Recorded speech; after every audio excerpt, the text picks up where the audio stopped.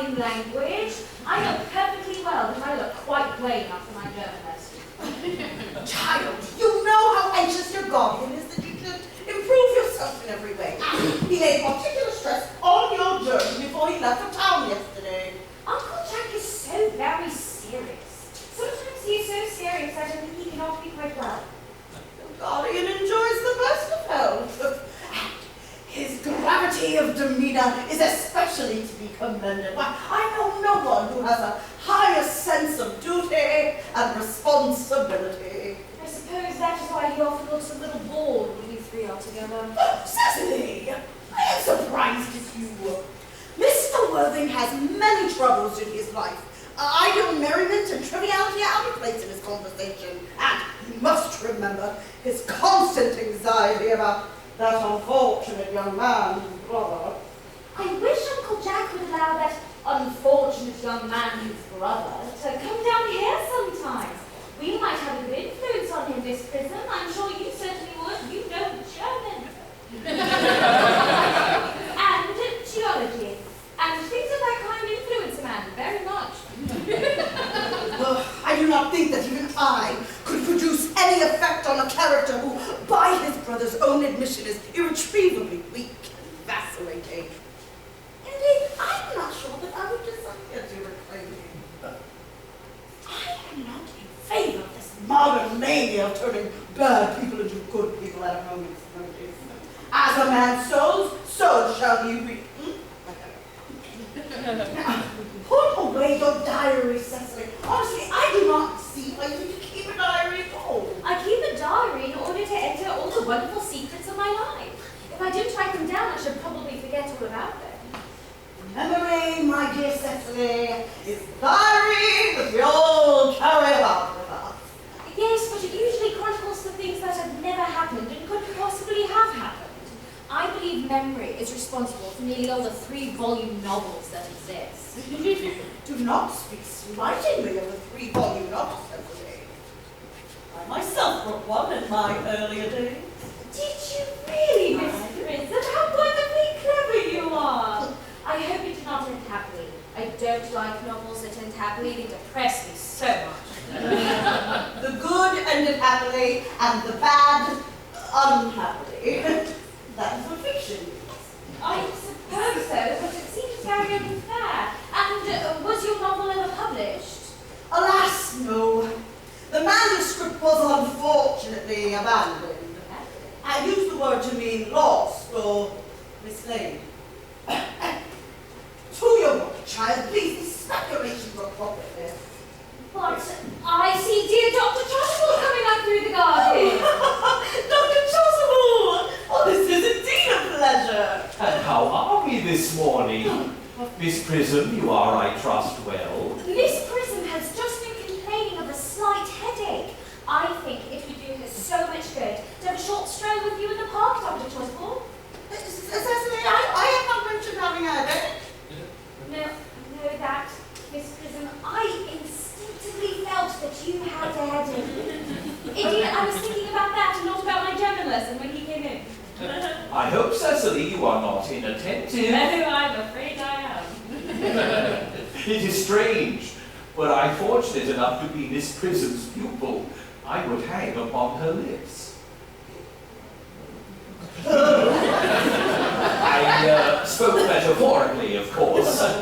My metaphor was drawn from bees.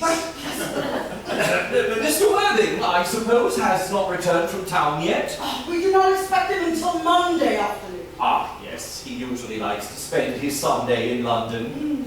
He is not one of those whose sole aim is enjoyment. As by all accounts, that unfortunate young man, his brother, seems to be. Well, I must not disturb Egeria and her pupil any longer.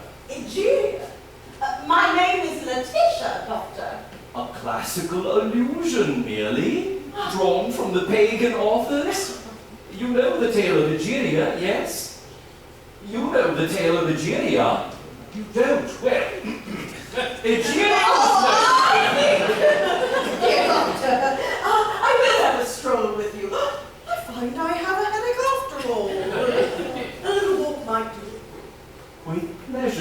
Prism. With pleasure. We can make it a lovely stroll to the lake and back. That would be delightful. Cecily, you will do your political economy in my absence. So Virginia, yes. She had her hair and thick snakes that could turn red to stone.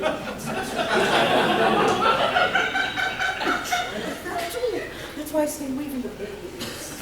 Horrid political economy, horrid geography, horrid German.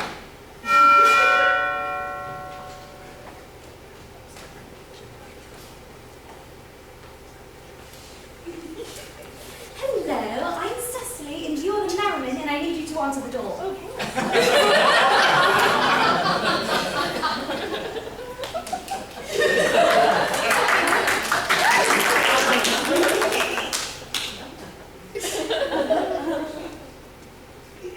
Mr. Earnest Worthy.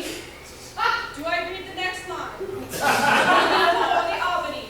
Uncle Jack's brother! How do I look? Oh, thank you. Thank you, Merriman. You may sit. Thank you.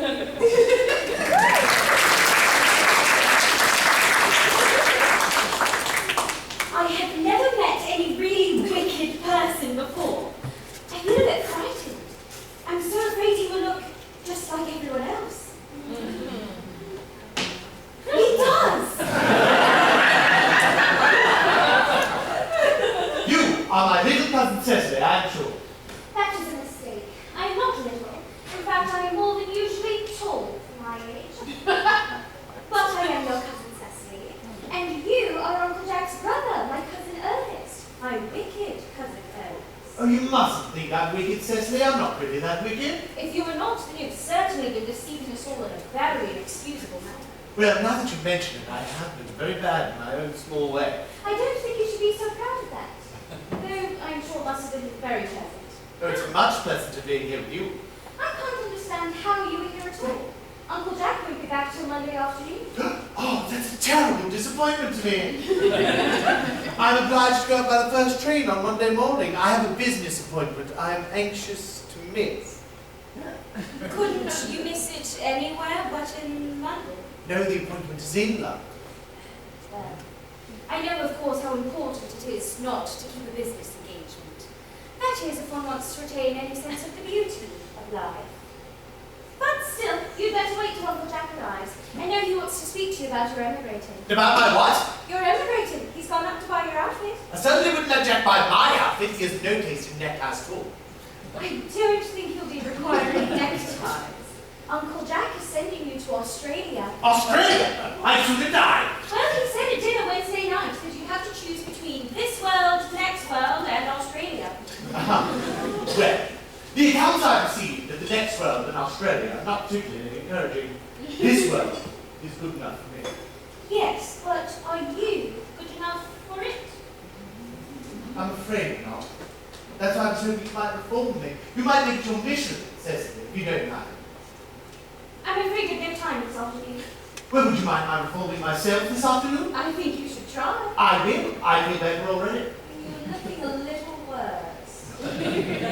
That is because I'm hungry. How thoughtless of me. I should have remembered that when one is going to lead an entirely new life, one requires regular and wholesome meals. Won't you sit down? Thank you. You are the prettiest girl I ever saw. Miss Prism says that all good looks are a snare. Well, there is that any sensible man would like to be courted. I wouldn't much care to catch a sensible man. I shouldn't know what to talk to him about.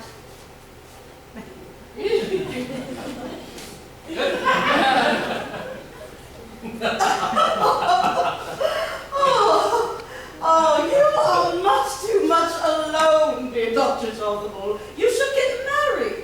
The practice of the primitive church was distinctly against matrimony. That is exactly why the primitive church is no longer making it to the present day. You do not seem to realize, dear doctor, that by persistently remaining single, a man becomes a permanent temptation. Men should be more careful. This very celibacy leads weaker vessels astray. But is a man not equally as attractive when married? Well, that depends on the intellectual sympathies of the woman. Maturity can always be depended on. Rankness, trusted. Young women are green. I spoke horticulturally, of course. I drew my metaphor from fruit. Oh, where's Cicely? Mr. Worthing! Mr. Worthing? Oh, we did not expect you until Monday afternoon. I have returned sooner than I expected. Dr. Chaucerville, I hope you are well. Mr. Worthing, I trust this garb of woe does not betoken some terrible calamity. My brother. More shameful debts and extravagances. Still leading his life of pleasure. Dead! Brother Earnest dead. Quite dead. What a lesson for him. I trust he will profit by it. Poor Ernest. He had many faults, but it is a sad, sad blow. He died abroad, in Paris, in fact. I had a telegram last night from the manager of the Grand Hotel. Was the cause of death mentioned? A severe chill, it seems. As a man sows, so shall he reap. Charity, Miss Prism. Charity. None of us are perfect.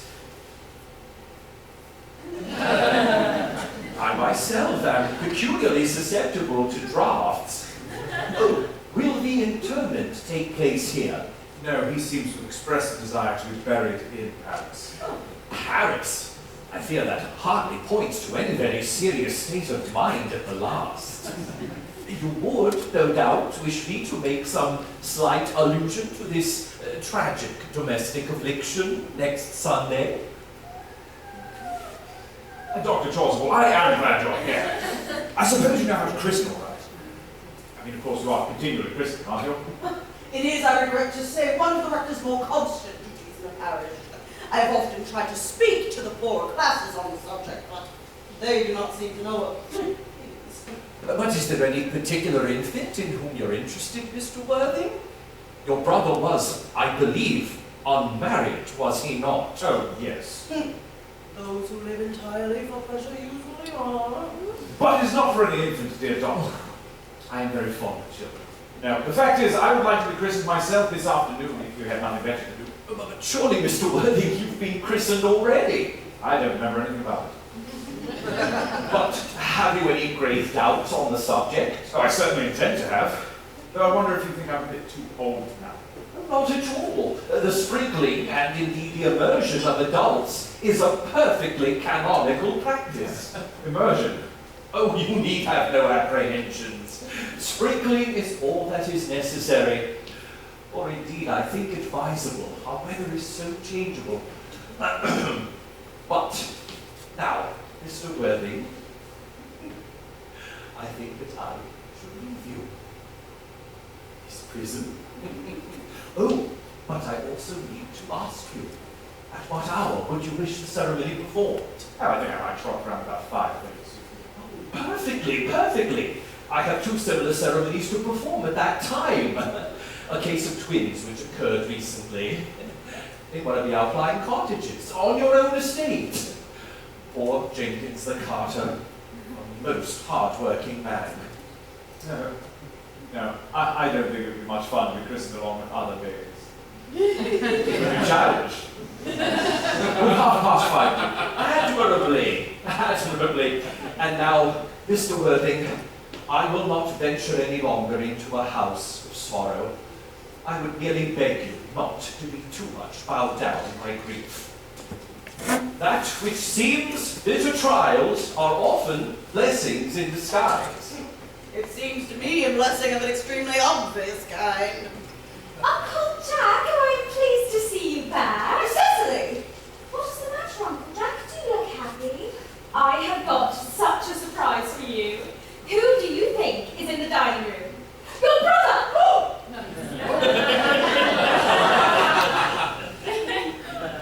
Who? Your brother Ernest. He arrived about half an hour ago. What nonsense, I haven't got a brother. Don't say that. However badly he may behave to you in the past,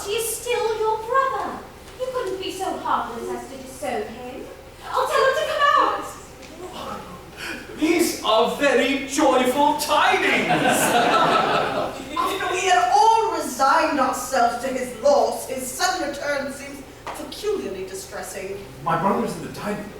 I don't know what it all means. I think it's perfectly absurd. Good heavens! Brother John! I have come up from town to tell you that I'm very sorry for all the trouble that I have caused, and that I intend to lead a better life in the future. Uncle Jack, you are not going to refuse your own brother's hand? Nothing could induce me to take this man's hand.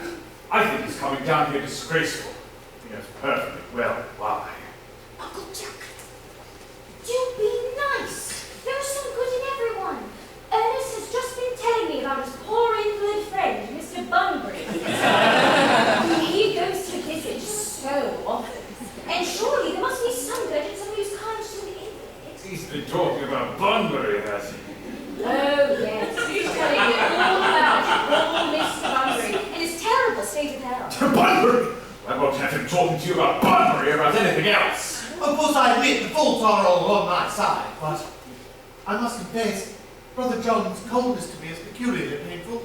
I expected a more enthusiastic welcome, especially considering that this is the first time that I have come here. Uncle Jack, if you do not shake hands with Ernest, I will never forgive you. Never forgive you. Never. No. This is the last time I shall ever do this. It's pleasant, is it not, to see so perfect a reconciliation? I think we might be able to run us together. Cecily, you will come with us. Certainly, Miss Prism. My little task of reconciliation is over. I feel very happy. Count, you must get out of this place at once. I don't allow any Bunbury in here. Merriman, collect this man's things. Mr. Earnest is Mr. Watson. Yes, you, Merriman! Merriman, Yes. remind him when I brought it left outside. I'm going to remind you what he brought and left outside. 3 portmanteaus, a dressing case, 2 hat boxes, and a large luncheon basket. That'll be all, Merriman. Thank you. Good job. Sit down.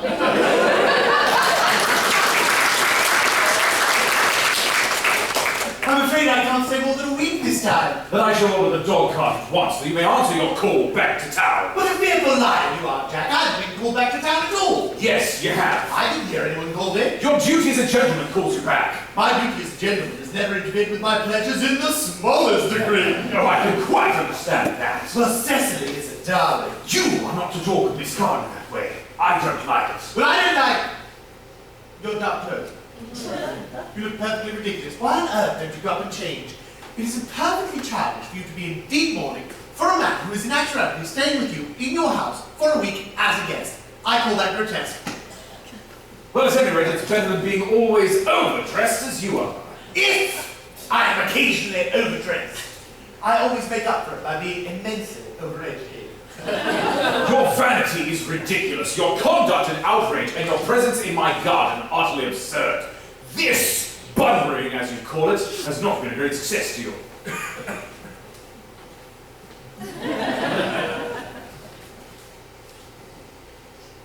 I think it's been a great success. I'm in love with Cecily, and that is everything. Oh, I thought you were with Uncle Jack. He's gone to order the dog cart for me. He's going to send me away. Then have we got to I'm part? afraid so. It's a very painful parting. It is always painful to part from people whom one has known for a very short period of time. The absence of old friends one can endure with equanimity. But even a momentary separation from anyone to whom one has just been introduced is almost unbearable. Thank you. Merriman! Is that lonesome dog cart in the door yet? Go and check!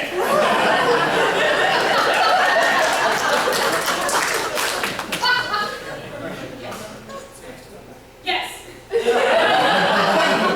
It can wait, Berman, for 5 minutes. Sit down immediately. Okay.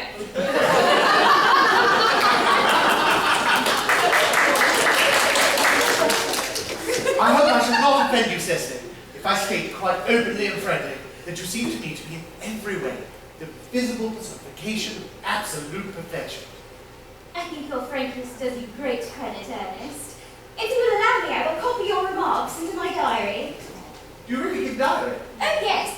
It is simply a very young girl's record of her own thoughts and impressions, and consequently meant for publication. I hope you buy a copy. Oh, pray don't stop, Ernest. I delight in taking down from dictation. I have reached absolute perfection. You can go on. I am quite ready for more. I don't know how to spell a cough.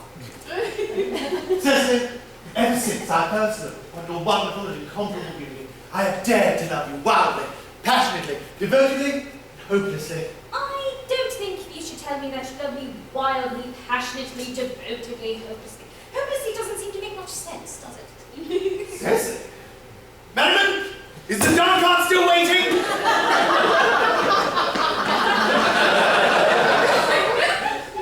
Yes! Tell him to come around the same time next week. Can you come on the same one next week? Yes. Yes! Sit down.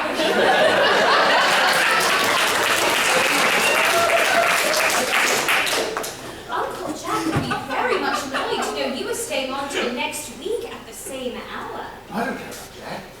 I don't care about anyone in the whole world, but you will marry me, won't you? I love you. You silly boy, of course. Why, we've been engaged for the last 3 months.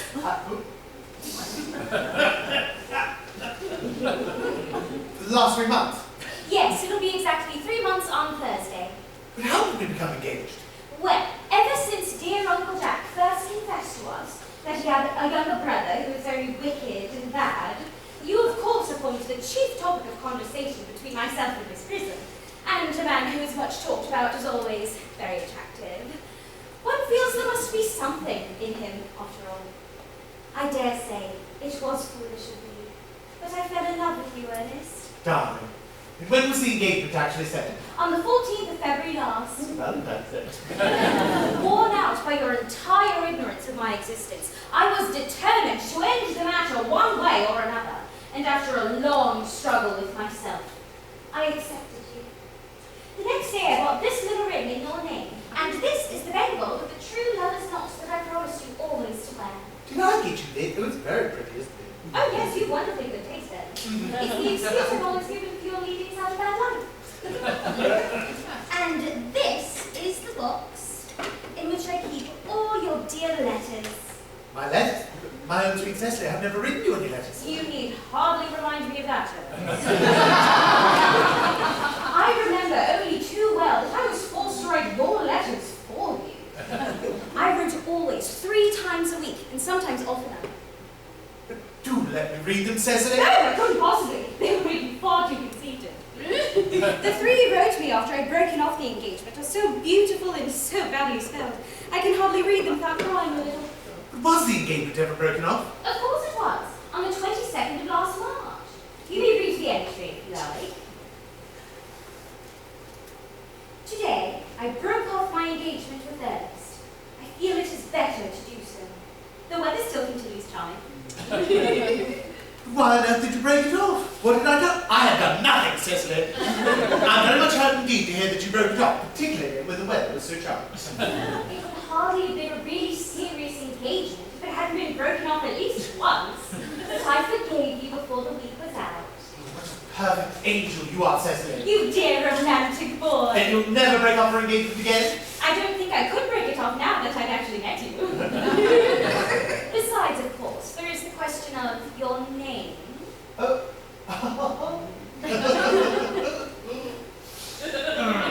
You must not laugh at me, darling, but it had always been a girlish dream of mine to love someone by the name of Earnest. There is something in that name that seems to inspire absolute confidence.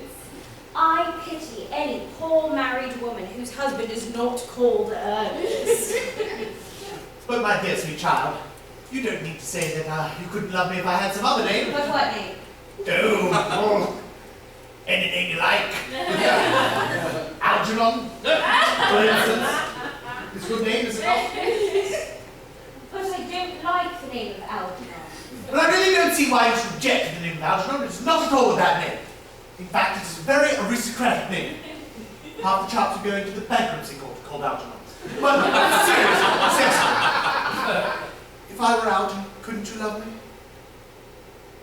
I might respect I might admire your character, but I'm afraid I will not be able to give you my undivided attention. Cecily, your Dr. Chasuble here is thoroughly experienced in all the rites and ceremonials of the church, is he not? Oh yes, Dr. Chasuble is a most learned man. He has never written a single book, so you can imagine how much he knows. I must see him at once on a rather important christening. I must see him at once on rather important business. Oh, I shan't be gone more than half an hour. considering we have been engaged since February the 14th, and I've only just met you today for the first time, I think it is rather hard that you should leave me for so long a period as half an hour. How long is reasonable, do you think? 5 minutes? I can't get anything done in 5 minutes. When was the last time you got something done in 5 minutes? 5 minutes. I can't be... I shall be back in no time.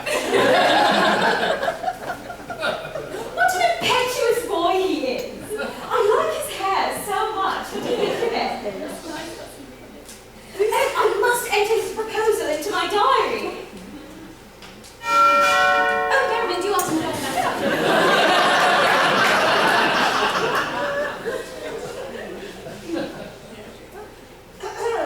Miss Fairfax is here to see Mr. Worthing on very important business. Oh, pray ask the lady to come out here. Mr. Worthing will be back soon. Oh. Thank you, Merriman. You may sit. I suppose Miss Fairfax is one of the many good elderly women who are associated with Uncle Jack's philanthropic work in London. I don't like women who are interested in philanthropic work. I think it is so full of them.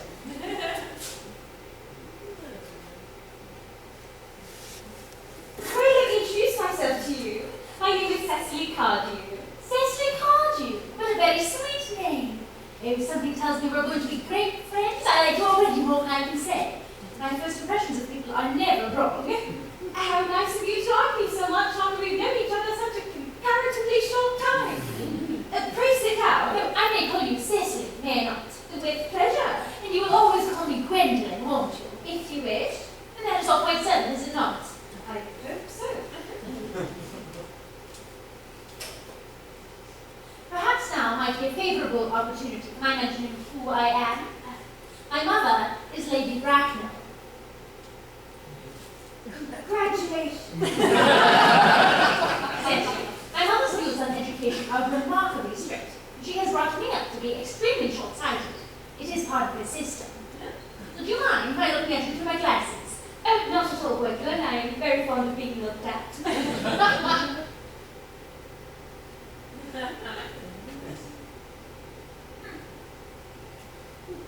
You are here on a short visit, I suppose? Oh, no, I live here.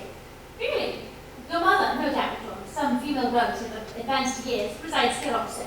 Oh, no, I have no mother, nor in fact any relations. Indeed, my guardian, with the assistance of this prison, has the arduous task of looking after me. Your guardian? Yes, I am Mr. Worthing's ward. Oh, it is strange you never mentioned to me that he had a ward. How secretive of him, he grows more interesting hourly.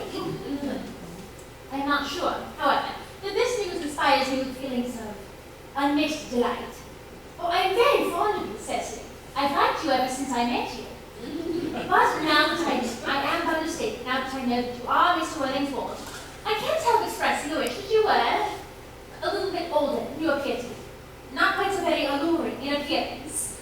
In fact, if I may speak candidly, pray do. I think when anyone has anything unpleasant to say, one should always be quite candid. Well, Cecily, to speak with perfect candor, I wish that you were fully 42, and more than usually plain for your age. Ernest has a strong, upright nature. He is the very soul of truth and honor. Disloyalty would be as impossible to him as deception. But even men of the noblest possible moral character are extremely susceptible to the influence of the physical charms of others. I beg your pardon, Gwendolyn, did you say Ernest? Yes. Oh, but it is not Mr. Earnest Worthing who is my guardian. It is his brother, his elder brother. He never mentioned to me that he had a brother. I am sorry to say they have not been on good terms for a long time. Ah, that accounts for it. Now that I think of it, I've never heard any man mention his brother. The subject seems distasteful. most men. Cecily, you have lifted the load from my mind. It would have been terrible if any cloud had come across a friendship like ours. Of course, you are quite sure it is not Mr. Earnest Worthing who was your guardian. Quite sure. In fact, I am going to be his. I beg your pardon? Oh, dear boy, there's no reason I should make a secret of it to you. Mr. Earnest Worthing and I are engaged to be married. Oh, my dear Cecily, there is some error. You see, Mr. Earnest Worthing is engaged to me. I'm afraid you must be under some misconception. Earnest proposed to me exactly 10 minutes ago.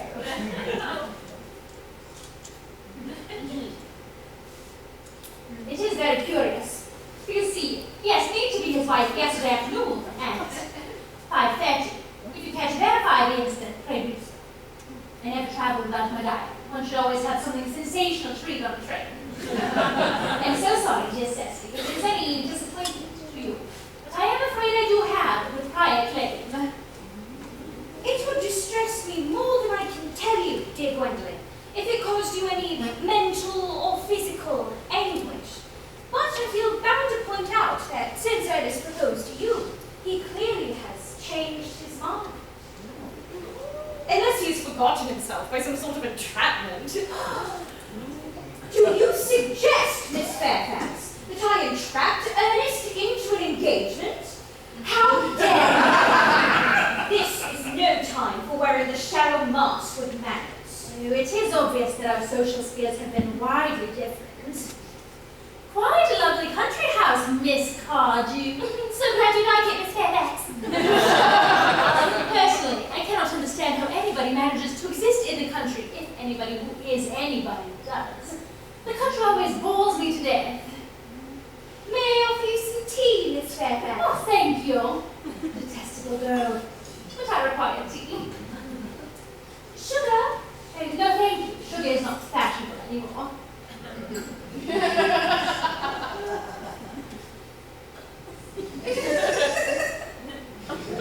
Cake or bread and butter? Bread and butter, please. Cake is rarely seen in the best houses nowadays.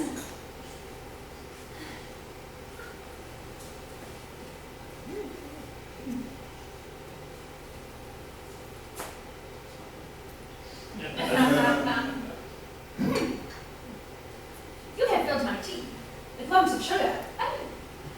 And though I asked most distinctly for bread and butter, you have given me cake. Did I? I am known for the gentleness of my disposition and the extraordinary sweetness of my nature. But I warn you, Miss Cardew, you may go too far.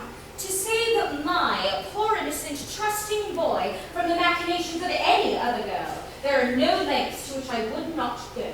Oh, from the moment I first saw you, I distrusted you. I felt that you were false and deceitful, and on such matters I am always right. My first impressions of people are never wrong. It seems to me, Miss Fairfax, that I am trespassing on your valuable time. No doubt you have many other calls of a similar character to make in the neighborhood. Ernest! Oh, my own Ernest! Gwendolyn, darling. A moment. Pray tell me, are you engaged to be married to this young lady? To dear little Cecily? Of course not. What could put such an idea into your pretty little head? Thank you, you may. I knew there must have been some misunderstanding, Miss Fairfax. The man whose arm is at present round your waist is my guardian, Mr. John Worthing. I beg your pardon? This is Uncle Jack.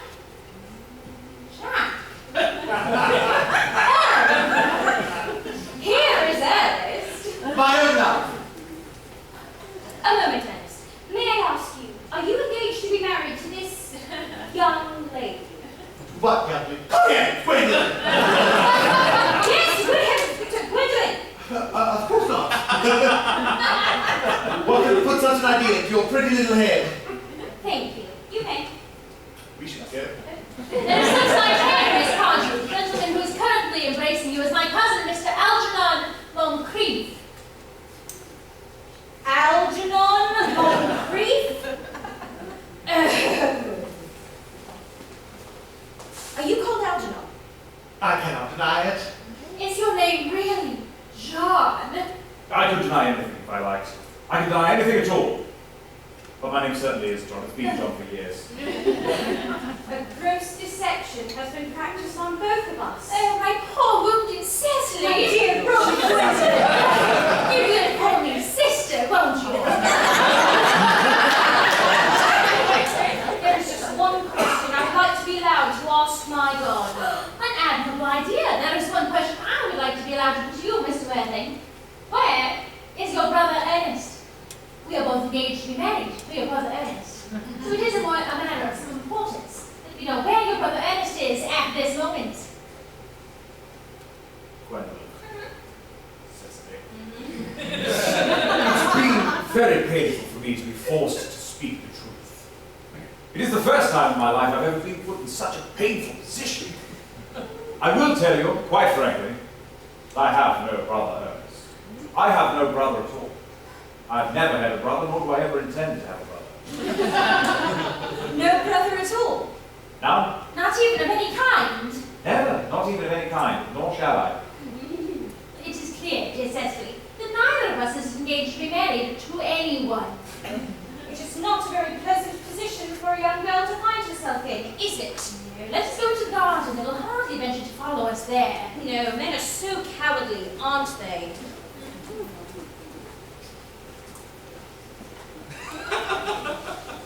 This ghastly state of things is what you call Bunbury, I suppose. Yes, and a perfectly wonderful Bunbury it is too.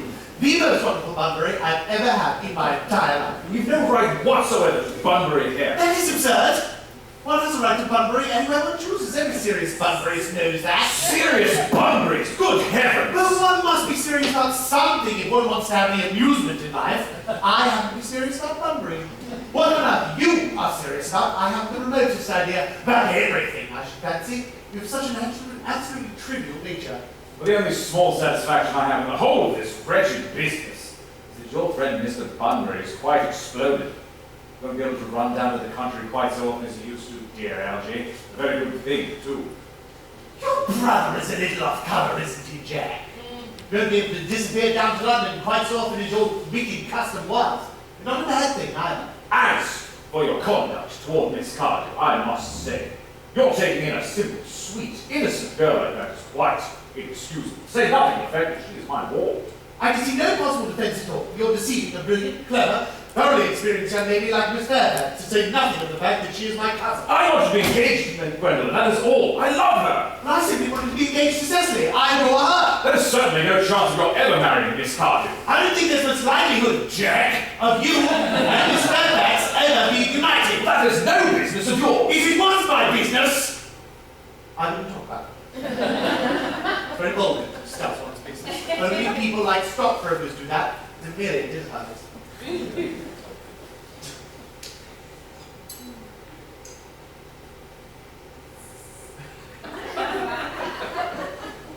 How you can sit there, calmly eating muffins when we're in this horrible trouble I can't make out. You seem to me to be perfectly heartless. I can't eat muffins in an agitated manner.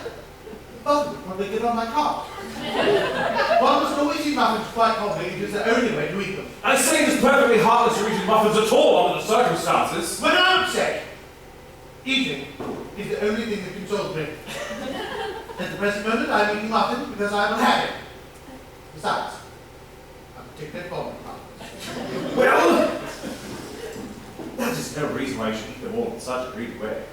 I wish you would have the tea cake instead. I don't like tea cake. Good heavens, I suppose a man may eat his own muffins. You just said it was perfectly harmless to eat muffins. I said it was perfectly heartless of you under the circumstances. That is an entirely different thing. That may be. But the muffins are the same. Algy, I wish you would go. You can't possibly ask me to go without having some dinner. This is absurd. I never go without my dinner. Nobody ever does. Except for vegetarians. People like that. Besides, I've just made arrangements with Dr. Johnson to be christened at 5:45 under the name of Earnest. My dear fellow, the sooner you give up that nonsense, the better. I've made arrangements with Dr. Chaucer to be christened myself. 5:30. I naturally to take the name of Earnest. Gwendolyn would wish it. You can't both be called Earnest, that's absurd. Besides, I have a perfect right to be christened if I like. There's no evidence at all of my ever having been christened. Entirely different in your case. You've been christened already. Yes, but I haven't been christened for years. Yes, but you have been christened. Quite so, sir. I know my constitution can stand it. If you're not quite sure about your ever having been christened, I dare say it's rather dangerous you're venturing on it now. It might make you very unwell. Oh, you can hardly have forgotten that someone very closely connected with you was nearly carried off in Paris this week by a severe chill. Yes, but you said yourself that a severe chill was not hereditary. It used to be, but I dare say it is now. Science is always making wonderful improvements in things. You are always talking nonsense. Jack, you're at the muffins again. I wish you wouldn't. Told you I was particularly fond of muffins. Besides, there's only one left. But I don't like tea cake. Why not then you serve it up your guests? What ideas you have of hospitality? Algernon, I have already told you to go. I don't want you here. Why don't you go? I haven't quite finished my tea yet. And there's still one muffin left.